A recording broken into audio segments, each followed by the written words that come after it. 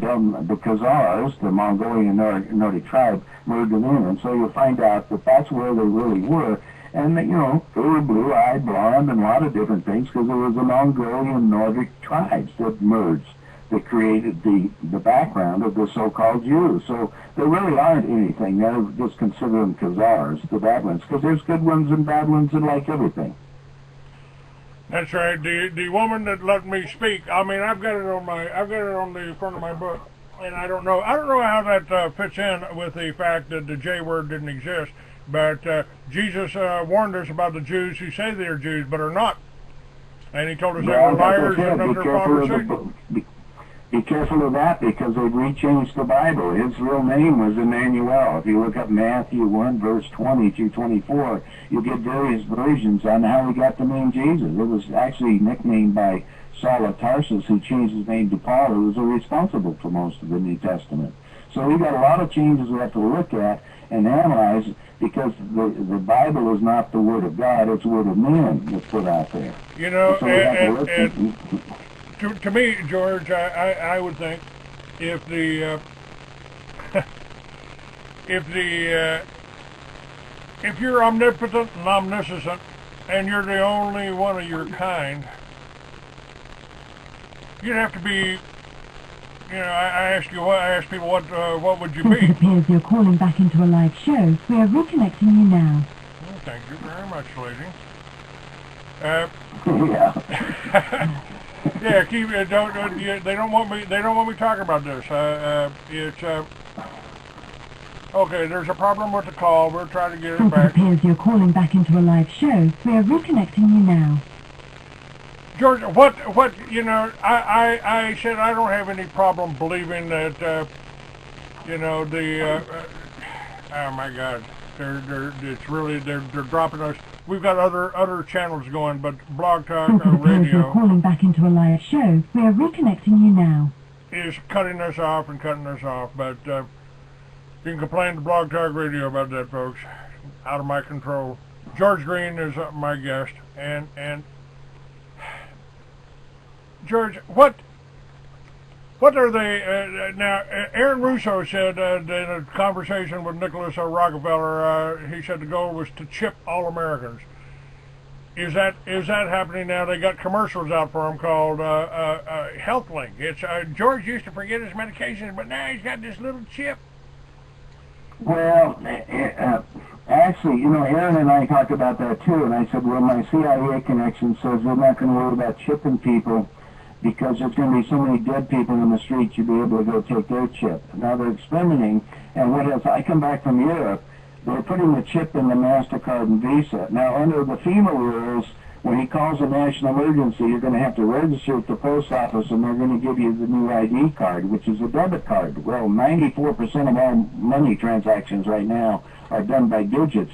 So they're going to give you a new card, which will have the chip in it. And in it, when they swipe it, it'll show your picture, it'll show everything, your medical things. Now, anybody over age 44, unless you have a talent that they can use, you'll probably be rounded up in one of the camps that they're getting ready to hire for. Now, that's what the game is all about. So that's how they're going to get the chip so that everybody will take care of it. Now, in Europe right now, all MasterCard and Visas have the chip in it. Today, you can ask your bank and they'll give you a MasterCard or a Visa with a chip in it in advance, but the real one they're going to have, the World Identity Card, will be a kind of like a debit card. Like if you get laid off today, you get unemployed, they give you a debit card. They don't give you checks anymore. So what happens is that you're going to get this card, that'll be your identification, it has the chip in it. The information on putting and chipping into people, yeah, they were experimenting with that. And I'm not saying that they're not doing it because some of the medicines they're giving to people have it. But remember, they don't want to have that. These people that are on medicines and all that are going to be one of the expendables. Because they just don't want to have any expenses on it. We're already expensed to death. Look at this, what's happening right now with Medicare and all the medical facilities and the hospitals, and the doctors don't cure anybody, they just treat them. You know, what you're describing right now, George, is exactly what we've talked about for the last 20 years at the meetings that we've been to. I mean, we put the same information out. You publish the books, I publish the magazine. and got a few books out. And everything that we've talked, I said it was like deja vu. I mean, everything that we've talked about over the years is happening right now. It's coming about, and everybody said they called us right-wing extremists, conspiracy theorists, anti-government, right-wing radicals, and extremists now, I guess. Well, Clay, we have a problem. 1 out of 3 people in the United States work directly for the government. 1 out of 3 people work for companies that are contracted Calling back back to the into a live government. show. We are reconnecting you now. The government, 1 in 3 people work for the government, and they're That's right. and so they're dependent on the other 2 to pay their salary from their labor. I mean, why That's isn't right. why isn't our money based on our labor? I mean, that's what it really should be based on, not gold, not silver, but human labor, human intelligence. Well, it's just the way. Remember, it's well calculated by using all the media, so everybody thinks this monopoly money means something. You can't use the dollar in Europe right now. They won't take him in a lot of countries. They're just shutting it down. Period. So I'll take that back. When I just come back from Europe for a month, I went over there. Switzerland will still take the dollar. The other countries will not do it. They take the euro. Well, you probably know today, England, the UK, and the rest of Europe are having some big wars on it because the UK doesn't want to go along with the euro. But that's nothing behind the euro. It's just another form of monopoly. But it opened up a lot of the games that are happening. But you got to watch. The plan right now, very quickly, is to get World War III started. And from the extraterrestrials that I'm involved with, they're telling me the war will begin very shortly. It will begin in the Middle East to follow the biblical prophecies, because they can say, well, God ordained it. Now, God didn't ordain killing anybody, because that was one of the rules, supposedly. In Exodus 20 has the 10 Commandments, and Exodus 21 and 22 take them all away. I don't know if you're aware of that, Clay. Repeat that, please. Repeat that. Exodus 20 has the so-called 10 Commandments in it, but Exodus 21 and Exodus 22, the chapters, take away everything that's in Exodus 20. In other words, in Exodus 21, it's okay to kill your dad if he strikes you. In Exodus 22, if your wife, if you want another wife or something, that's adultery, and your wife, you can go out and get another one. I mean, it's a crazy deal. You've got what they call mixed messages throughout the whole Bible. I think even in John 1, where it says, in the beginning there was the Word, that wasn't correct. In the beginning was thought. Words are thought out loud. When people pray, they're putting out thought. When they meditate, they're open to receive thought. So that has to make them think that there's something above all this stuff, which it is. And above all things, according to extraterrestrials, is the creation. And you and I are a product of the thought of the creation as it's figuring out what it is. I even asked the ETs, well, what's above the creation? And they answered back to me, which I thought was beautiful. There's still mysteries for us. And they live to be 1,000 years old. What's that? I said the ETs I got involved with lived to be 1,000 years old. Isn't that mentioned that in the Bible too? Yeah, it mentions it in the Bible. It also, let me kind of slide back for a second here, because you've been a publisher for a long time. You published books and you financed it, and I have been for over 25 years. But I'm hurting right now. I'm not selling the books that I need to sell. I'm not reaching the people that I need. Part of it is because I'm blocked in libraries and things like that. Well, let me tell you what's happening right now. Everything's going digitized. In other words, it's all going to the Kindle. People are not buying books. They're downloading it off the digit. The internet is providing all the information for free, other than romance and mystery novels, which are still selling, but they're not as much. Half the bookstores have closed. Well, Borders closed, but the rest of them, and the publishers themselves. I just got the current issue of the Publishers Marketing Association, which I'm a member, and I'm looking at it, and right now, digitally, it appears the books are going to go on. About 60% of all the books will be digitized by the end of next year. And so the publishers have to look, how do you give digital format? In other words, whether it's Barnes & Noble's format or one of the other ones, everything goes down to that. And now how do you get people to even be willing to read the material because it's so distorted? And when it comes to nonfiction, which is the stuff that supposedly you and I are putting out, people just don't have the time because they don't have the money either, Clay. We have over a 22% unemployment in the country. At the end of this next week, probably Congress is going to go home, and you're going to have another probably, 300 or 400,000 people that are on unemployment for over 2 years are going to lose their benefits. Then you're going to see rioting in the streets, and that's the reason why they want to have people come ready for these prisoner of war camps. This whole Occupy movement, this was kind of to set the tone and present the idea of the people versus the police. And the police have been militarized, haven't they? Well, they've been set up to be expendable right now. They're finding out that the government runs them, and they say, you don't get killed or something, it's just part of the game. It's so serious, the United States, so many of my friends have left the country already. But I don't know whether it's going to be safe on the planet. The whole northern hemisphere is the worst part, and I don't know how you do anything else, because we have a lot of other things that are going to start occurring merely because of the position of our solar system in the universe. Our planet itself, get ready for 300 to 400 mile an hour winds, Clay. I mean, you got 110 mile an hour winds in California and in Arizona just wiping things out. What happens when we get over 200 to 300 miles an hour?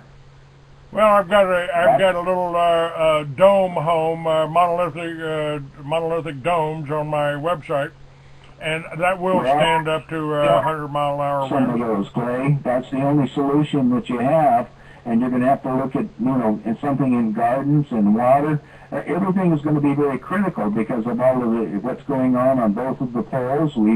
All that ice, that tremendous weight is melting, is moving out, which is getting the planet ready to go flipping on its axis again. Which is projected. Now, what I wrote about happening thousands of years ago, I think could be happening now. What about this whole Planet X thing? I mean, does Nibiru come by here every 3,600 years? Well, that's coming by years? too, but it's not for probably another 15 or 16 years. Meanwhile, we got this other stuff. I wouldn't worry about it. The biggest thing is to get into small communities and, like what you said, the monolithic dome, and people can dig that up on the internet. It's down in Italy, Texas. I went down there to school myself so I could make sure. Yes, I've had him on my show. I've got it featured on there because I think it's a sane way to live. It's a sane thing to do. We don't really need a 2,000 square foot house. I mean, I don't think we need that much stuff. You ever heard George Carlin's stuff? Yeah, I know. Well, you're right. We're in the same position. Everybody's down. Well, I'm downsizing. I'm getting rid of stuff, and I travel around the world a lot. I'm looking at other people and other things. When I was in Beijing, China, I was as a guest of the government. It was interesting because I was talking to one of the military people, and you know what his answer was to me? He says, well, if it's 5,000 years, it's our turn to run the world. And it's going that way. Now, who was this? Who said this again? This was in Beijing when I was with the Chinese leaders over there. This was a few years ago. I was a guest of the government, and I went all over China, and you have no idea what 1,400,000,000 people are until you go over there yourself and see what they're doing. But the military said it's 5,000 years. It's our turn to run the world. And they got 100 million men army, and they have all the technology. As you know, they're playing around with missiles. Their chairman told Obama, "You don't know how many nuclear bombs we have." And of course, they've already said that we go after Syria, we're going after them. And they are setting us. Because they're all getting the. They are setting us up for a war with Iran, aren't they? You got it. That's all part of the game. And Iran is loaded with everything that they need because the Russians have set up nuclear facilities down there for them. The Chinese have helped them. Syria got all the nuclear missiles and stuff from North Korea. That was public knowledge. Remember, they had a ship that went in and supposedly going to Iraq. We intercepted it, but when they found out it was going to Syria and they couldn't do anything about it, they went in and loaded the nuclear stuff there. I don't know if you're aware of this. Israel hit Syria with 2 low-yield nuclear bombs last year. They had some underground nuclear facilities, and they found them, and they blew up the bombs and blew up the bunkers.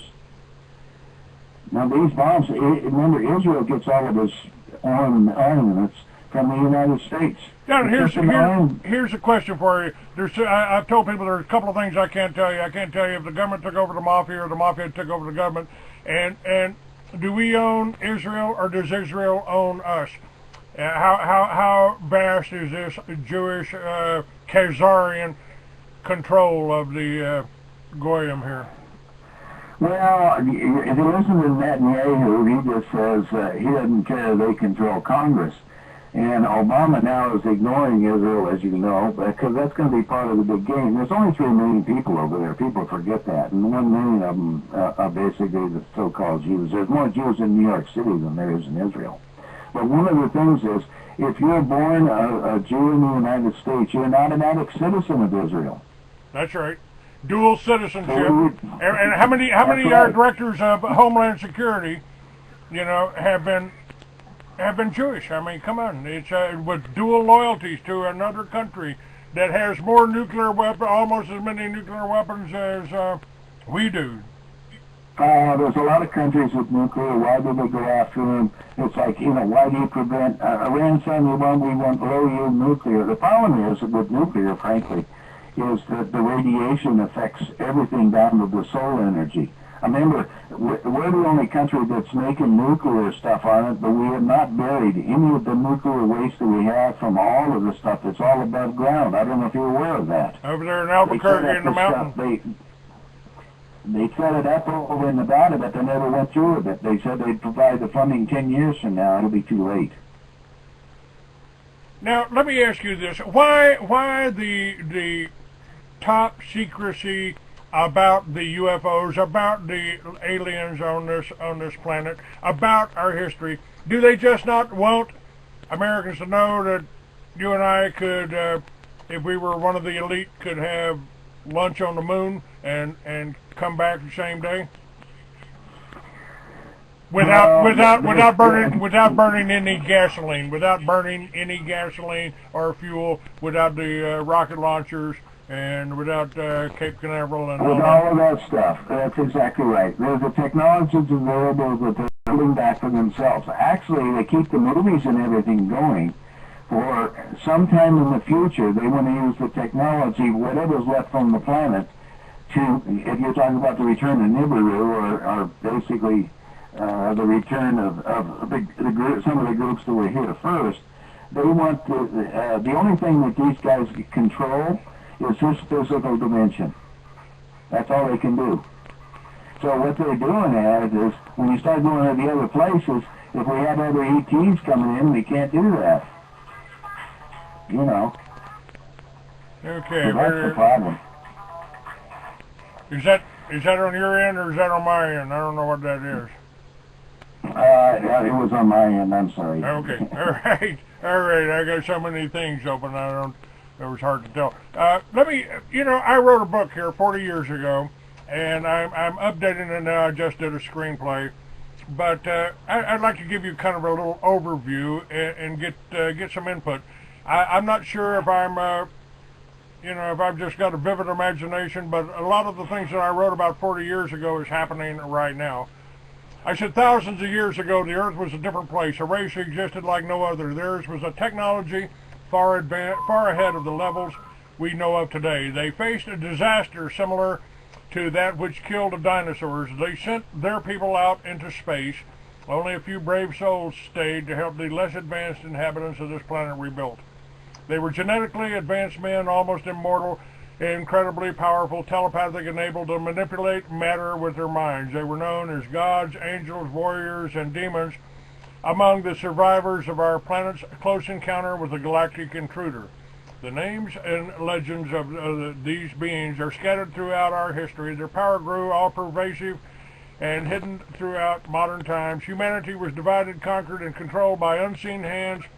Today, the balance of power shifted in the hands of the most feared being in history. Quick first impressions. Would you read Well, that? that's pretty close to what was happened, and you're looking at it. So, I mean, you're looking at exactly what's going on. Now the question is, with all the information, how do we get out of this thing? And that's the reason why my little book, the handbook, is going around the world, and groups are being formed on the information in there in order to assist us going through this transition. I mean, it's not that we haven't done this before. I mean, the archaeologists will be picking up all this other stuff around the planet. But the trouble is, what do we do right now, Clay? This whole thing's coming apart. Like you said, you can't publish anything because it doesn't do anything. I mean, my business is down 80% from last year. Yeah, the people that are printing my book, they say it's not just your book, it's all the books. No books are selling. No books are selling here. They've almost, but you know, I am adapting as best I can. I've got 700 episodes up on YouTube. You know, it's just a matter of getting the information out. So, well, if you get it out even at that point, I mean, you know, my name's George Green. If you Google me, I'm all over the place. I get 1 million hits a month to my website. 1 million. And it doesn't generate any business because people just want to read information. That's right. That's right. Everything's all over free. We are reconnecting you now. They're really used to getting everything for free, and they don't realize that we spend a lot of time and a lot of effort putting these shows on and making them work. That's correct. You know, bless you for what you're trying to do for right now. Back into a live show. We are reconnecting you now. Well, the answers that I've come up with are Liberty Villages, and you know, I asked myself, how'd we live 10,000 years ago? How'd we live? And the answer is just the way we would live. It appears you're calling back into a live show. We are reconnecting you now. You remember Richard Kelly Hoskins? He said the foundation of every civilization is the self-sufficient family farm, and that's what Liberty Villages would create. The problem is that we've got things, you can do that. You look at You're calling back into a live show. We are reconnecting you now. It's that the United States is nothing more than a prison camp right now. That's what I've always referred to the cities as. The cities are the ghettos, and this is the head of the police state. This is how they're controlling you. I mean, do you get a warm, fuzzy feeling when you see a cop in your rearview mirror? Well, that's what I'm saying. But you got to be away from any major city, and there's not too many places that aren't there, and the people have the ability, temporarily anyway, to travel. If they release a couple of their pulse beam weapons, it'll wipe out everything that has any computer disk, and you know. And China has that, doesn't they? Don't they? Actually, North Korea has it, to give you more theory. And I got that from Donald Rumsfeld. When he was Secretary of Defense, he ordered the military to put on these gadgets to cover their, all the machines to protect them, because they were afraid North Korea would explode, 2 of them. And there's a book called 1 Second After, and it goes into great details on what's explained on the whole thing. George Green is my guest, and the website is nohoax.com. Is that correct? That's correct. All right. It's well, George, I would appreciate it if you'd let people on your list know about this show. I think we are putting some information out, and we are getting some. You know, we're getting a lot of intelligent people. I mean, the energy's out there. The technology is there. We could really have a different planet, but it wouldn't be as easy to do for them with all the people we got. So they got to take you out, folks. They got to take a certain amount of them out. And is that what I suspect that's what all these underground bases are being built for. If we have a pole shift or something occurs like that, they want to be able to take everybody out, right? That's correct. Thank you for And I calling just back say, into a live show. We are reconnecting you now. You can hang in there, folks. 2 more minutes, and we're done here. But we'll try to stay on the line for that. Well, try to stay on the line, but anyway, Kay, you keep Since it appears you're plugging calling back along into with. a live show, connecting you now. all right, George. All of this is linked. The links to your website are up on my site. And again, if you send out an email, let people know about the show. We'll let you know. Yeah, email the website. Email me back with it. We'll get it up on our site to your program. How's that? That'll be great. I'll send you an email just shortly here. All right. Thank you, sir, and thank you, listeners, for paying attention to us. Thank you, George Green, nohoax.com. Thank you, bud. All right. Call recording has been completed.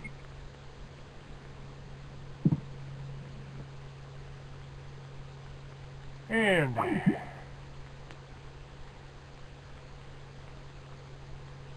okay, one more.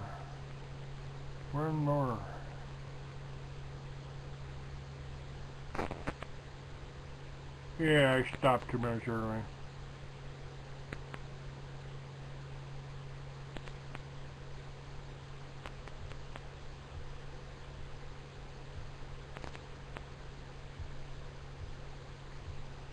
What are we doing on here, guys? Yeah, let's see if we get some music.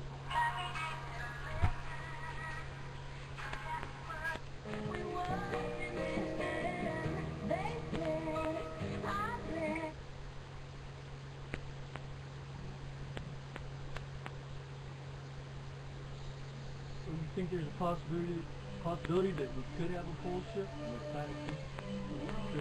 It's happened before. Well, yeah, but We're even rotating a different direction than we did originally. as far as what West to east.